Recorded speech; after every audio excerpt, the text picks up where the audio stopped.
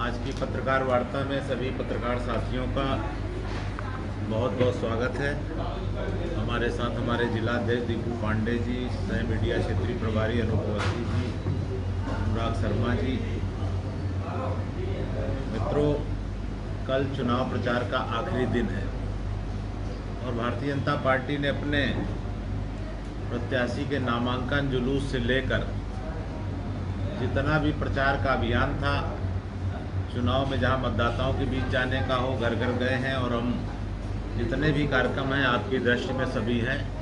चाहे दर्शन प्रभा की योगी जी की सभा हो, जिसमें उन्होंने आकर इस सीसामऊ उपचुनाव को जीत सुनिश्चित करने का काम किया था।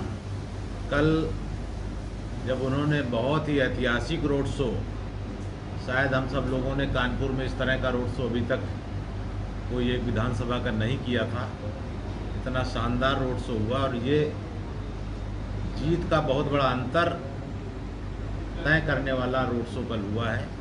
आप सबका सहयोग रहा, बहुत बहुत आपका धन्यवाद, आभार। और शहर की जनता का भी, जो इतना भारतीय जनता पार्टी के प्रत्याशी और योगी जी को आशीर्वाद देने के लिए उमड़े थे। मित्रों, कल प्रचार के अंतिम दिन भारतीय जनता पार्टी अपने चुनाव प्रचार अभियान को एक और नई ऊंचाई देकर इसका समापन करेगी और इसके लिए पार्टी ने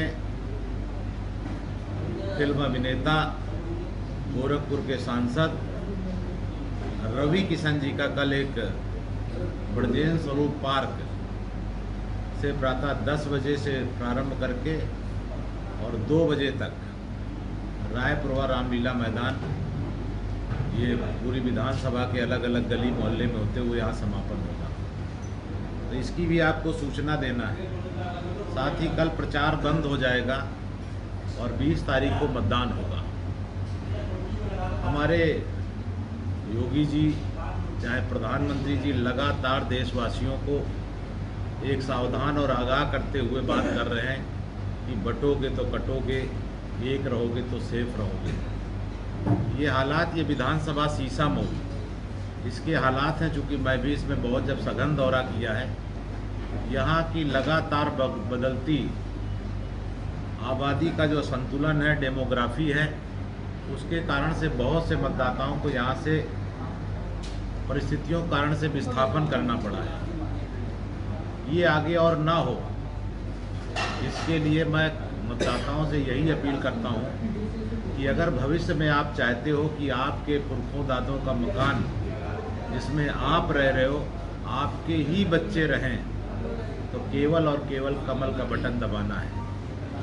नहीं तो धीरे धीरे, जैसे बहुत से लोग यहाँ 20,000 मतदाता, कोई किदवई नगर, कोई गोविंद नगर, कोई कल्याणपुर रह रहा है, उनको जाना पड़ा। कोई अपना घर सामान्यतः खुशी से नहीं छोड़ता है, क्योंकि लगातार यहाँ के विधायक की अब बातें खुलकर सामने आ चुकी हैं कि वो यहाँ बांग्लादेशियों को बसाना चाहता है, उनके प्रमाण पत्र बनाना चाहता है। और ऐसे जब अराजक लोग आएंगे तो लोगों का रहना दूभर होता है। बहुत से लोग गए हैं, तो जो गए हैं उनको भी कि आप जिस पीड़ा के कारण गए हो, बाकी बचे लोगों को ये पीड़ा ना बर्दाश्त करनी पड़े। तो जहाँ भी वो मतदाता हों, यहाँ दर्ज हैं, उनको संपर्क किया जा रहा है। वो सभी मतदाताओं से मैं मतदान करने के लिए अपील करता हूँ, भले ही वो गोविंद नगर, कल्याणपुर या किदवई नगर बस गए।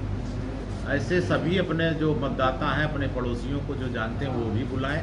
और सबसे मैं खुला आह्वान करता हूँ कि ये बहुत ही, नहीं तो आगे आने वाली पीढ़ियों को अपने मकानों में उनको नहीं रह पाएंगे और धीरे धीरे जो जिहादी मानसिकता बढ़ती जा रही है। क्योंकि यहाँ का विधायक जिस मानसिकता का रहा है, वो तिरंगे का केक काट सकता है, तो उसकी शुद्ध रूप से राष्ट्रद्रोही मानसिकता है, जो यहाँ बांग्लादेशियों को बसा सकता है। एक तो हमारे सामने प्रमाण आया है, कितने बांग्लादेशी घुसपैठिए और रोहिंग्या रह रहे होंगे। इसी शहर में 3-3 ट्रेनें पलटाने की कोशिश हो चुकी है। हमारी, आप सबकी जान खतरे में है। इसलिए मैं सबसे आग्रह करता हूँ कि 18 को प्रचार बंद हो जाएगा और 20 तारीख को सभी मतदाता अपनी नैतिक जिम्मेदारी समझते हुए, और विशेष तौर से जो लोग पलायन कर रहे हैं, वो अपनी पीड़ा को समझते हुए, और जो पलायन करके गए भविष्य में उनको पलायन ना करना पड़े, उनके मकानों में उन्हीं के आगे भविष्य में बच्चे रहें, इसके लिए सबको केवल और केवल कमल पर बटन दबाने से ये संभव है, नहीं तो ये संभव नहीं है। इतना आग्रह उन सब मतदाताओं को मैं करना चाहता हूँ। प्रदेश सरकार को भी इस पलायन को रोकने के लिए पहले से आप लोगों ने प्रयास क्यों नहीं किया, और इतना खौफ क्या हो गया, सत्ता आपकी, प्रशासन आपका, सरकार आपकी, उसके बाद भी पलायन अगर हुए हैं लगातार, तो आप लोगों ने इससे पहले क्यों नहीं रोका? देखिए, सपा सरकार में बढ़े थे, अब फिलहाल तो रुका, लेकिन आगे इस मानसिकता को अगर बढ़ावा मिलेगा, क्योंकि आप देख चुके हैं जो विधायक है जिसको सजा हुई, जिसके कारण चुनाव, इसने बांग्लादेशियों को बसाने का, हमारे कानपुर ने देश की सुरक्षा खतरे में डाला है। और वो बांग्लादेशी है, अब ये चेक कराएंगे इसके चुनाव के बाद। ये पूरा मैं मांग करूंगा, पहले चुनाव हो जाए कि पूरे समीक्षा एक हो कि यहाँ पर रोहिंग्या और बांग्लादेशी कितने घुसपैठिए हैं, इसकी जांच होगी। यहाँ पर वोटर लिस्ट में तो नहीं है रोहिंग्या बांग्लादेशी, ये सब पूरा जब जांच होगी ना कि कौन का एक एक चीज का, तब चीजें सामने आएंगी। अभी एक का सामने आया, कितने बसाए हैं। अभी यही विधायक आराम से घूमता था, हम लोग नहीं अपराधी मानते, लेकिन जब उसको सजा हुई तब लोग मानते हैं। ऐसे किसी को कहोगे तो हमें लगेगा कि राजनीतिक आरोप लगा रहे हैं। ये सजा हुआ ना, इसको मुकदमे तो ये सारे पुराने हैं, लेकिन जब सजा होती तब लोग उसको प्रमाणित मानते हैं। यहाँ स्थानीय जिला न्यायालय ने और हाई कोर्ट ने भी उसकी सजा को नहीं वो रोका, इसका मतलब है उसको अपराधी माना है, उस पर और बहुत मुकदमे हैं। शिवपाल यादव का दूसरी बार दौरा हो रहा है, इसका कोई फायदा समाजवादी पार्टी को होगा? ये तो उनका है। देखिए, अभी अखिलेश यादव जी भी आए थे और वो जिस तरीके से उनकी सभा हुई, असफल हुई, तो मुझे लगता है कि अपनी इज्जत बचाने के लिए वो दोबारा तो आएंगे नहीं। उससे भी अगर फेल होंगे तो अब चाचा को भेजें कि जाए, कोई ना कोई आएगा, उनके दल के कार्यकर्ता अपने लिए काम करेंगे। मुझे उनके आने न जाने से कोई अंतर नहीं पड़ता, मैं तो अपनी बात करता हूँ।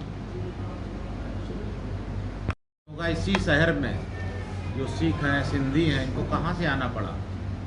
पंजाब से भागकर आना पड़ा। कहाँ तक भागेंगे? धीरे धीरे सबको खिसकना पड़ रहा है। सिंधी भाई आए हैं, उनको सिंध से आए हैं, किस मानसिकता ने उनको भगाया? गुरु गोविंद सिंह का संघर्ष किससे हुआ था?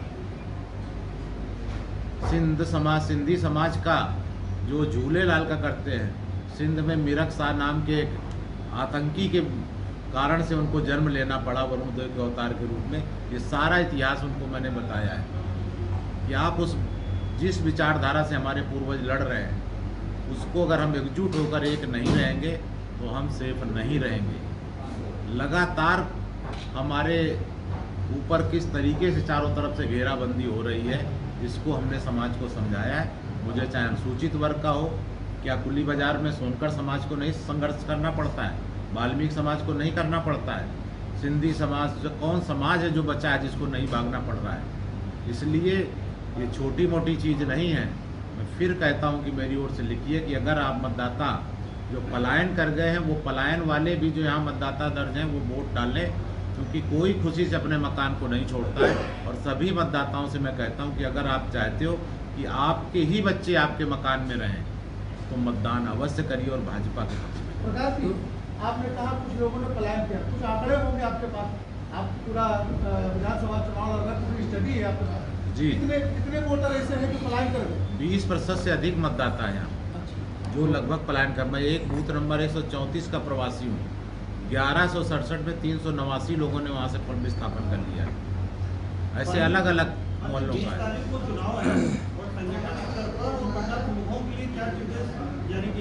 हमने पूरी संरचना बना ली। हर मतदाता हमारे संगठन के कार्यकर्ता की नज़र में, उनसे संपर्क कर रहे हैं और उनको आग्रह कर रहे हैं। देश की परिस्थितियाँ, प्रदेश की परिस्थितियाँ समझा रहे हैं। बांग्लादेश में हो चाहे जहाँ भी हो, सारी स्थितियाँ जो हैं, थोड़ा मोदी का समर्थन कम होने के कारण से कैसे कोई फ्लाइट को उड़ाने की धमकी देता है, कोई ट्रेनें पलटाने की कोशिश करता है। क्योंकि मोदी जब बहुमत में आए थे तो इसी देश में 14 से पहले एक सायरन परमानेंट आप भी यात्रा करने जाते थे, तो चाहे रेलवे स्टेशन हो चाहे बस अड्डा हो, एक सायरन परमानेंट बजता था कि किसी संदिग्ध वस्तु को ना छुए, ये बम हो सकता है। 14 के बाद ये बंद हुआ। उन आतंकियों के फिर हौसले बुलंद होना शुरू हुए हैं थोड़ा सा हमारा समर्थन करने के। इसलिए उस मानसिकता को रोकने के लिए ये उपचुनाव कोई सरकार नहीं, लेकिन उनका मनोबल तोड़ने के लिए मैं सारे समाज से कहता हूं कि अगर आप चाहते हो कि आपकी फ्लाइटों को उड़ाने की धमकी न दी जाए, आपकी ट्रेनों को पलटाने की कोशिश करने वालों के अगर मनोबल टूटे, तो केवल और केवल कमल आपकी सुरक्षा कर सकता है। प्रकाश जी, जो पलायन हुआ है वो किस दौरान हुआ है, कितने साल में हुआ, पूछा होगा आप लोगों ये को से? देखिए, पलायन तो लगातार क्रमशः, जैसे विधायक जब भी फिर समाजवादी पार्टी की सरकार में ज़्यादा होता है, गुंडागर्दी बढ़ती है, हर एक को लगता है कि बहन बेटी परिवार के साथ रहना मुश्किल है, किसी भी बस्ती में रहने लग जाओ। तो क्या हालात होते हैं अगर आप वहाँ जाकर लोगों से, पलायन करने वालों से पूछोगे, मोहल्ले वालों से किस उसमें रह रहे हैं। धीरे धीरे हमारी तरफ खतरे बढ़ रहे हैं और एक मानसिकता के साथ पूरे शहर को कब्जाने की जो कोशिश हो रही है। जी, वोटिंग परसेंटेज बढ़ाने के लिए कोई प्रभावी रणनीति है क्या? क्योंकि हर मतदाता से संपर्क हमने हर 60 मतदाताओं पर एक प्रमुख बना दिया है। वो उन मतदाताओं को संपर्क करेगा और उनको ले जाकर मतदान केंद्र तक पूरा उनको हैंडबिल, पर्चा, मशीन का नमूना सारा समझाकर और मतदान का प्रतिशत बढ़ाना ही, क्योंकि वोटर लिस्ट में दर्ज होने से कोई अंतर नहीं होता है। लोगों ने कितने हमारे कमल चिन्ह की बटन दबाई, वो हमारे लिए काम होना, मैं उसके लिए प्रयास कर रहा हूँ। प्रकाश जी, एक सवाल पलायन से ही सुनाओ। जी।